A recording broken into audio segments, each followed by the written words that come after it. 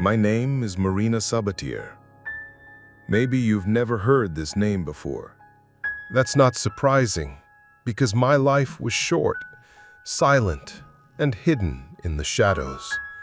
I was born in France in 2001, but from the moment I came into this world, I was rejected.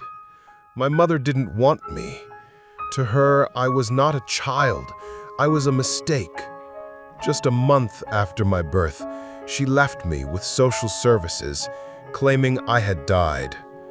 But later she reconciled with my father, Erik Sabatier, and they took me back home. I wish they hadn't. I truly do. Because from that moment on, I wasn't raised, I was punished. By the time I was 2, I had already learned to live for days without food. I was thrown into cold baths, forced to vomit, pulled by my hair, even put in the oven. I cried, I screamed, but the walls held my voice, and the world stayed silent.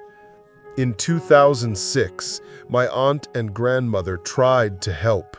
They went to the police, but when the officers spoke to me, fear spoke louder than truth. I whispered, "My father is a good man," and the file was closed. My story, my pain, was shelved like it never mattered. Then came August 6th, 2009. I was just being a child, a little mischievous, nothing more. But I was beaten. My head slammed against the floor and the bathtub. Later that night, around 11 p.m., my mother gave me a spoonful of salt and a glass of vinegar and told me to drink. My body burned inside. Then she dragged me to a dark, cold basement. She kicked me in the stomach again and again. I turned to her, in pain, and whispered, "My head hurts. I'm so tired. I'm going to sleep now. I'll see you tomorrow." But there was no tomorrow for me. I died there, in silence. My lifeless body was hidden in the fridge for 2 weeks. Then they poured concrete over me, like I was never even here. On September 9th, my father called the police, saying I was missing. But the truth couldn't hide forever. They confessed, and on September 12th, my body was found. They were sentenced to 30 years in prison. Just 30 years for all that. I am Marina Sabatier, and my name now speaks for every silenced child in the world. If you ever see fear in a child's eyes, please listen, look, believe. Some voices come too late.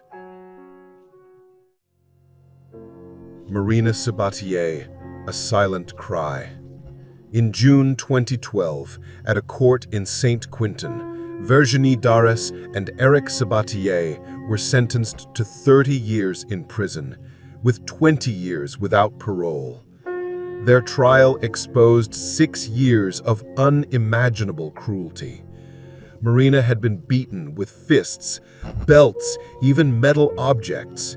She was starved, forced into cold showers, made to vomit salt and vinegar, and taped to her bed at night. Unlike her siblings, Marina endured this alone.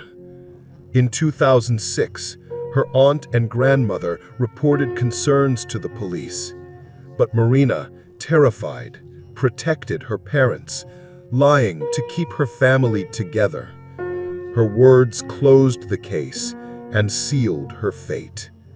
In 2007, her teachers grew suspicious, but her father again managed to calm doubts.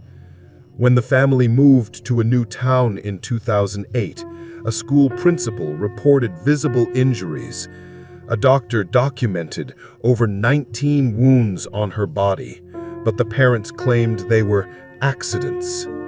During one police interview, Marina described every injury, yet still tried to protect her abusers.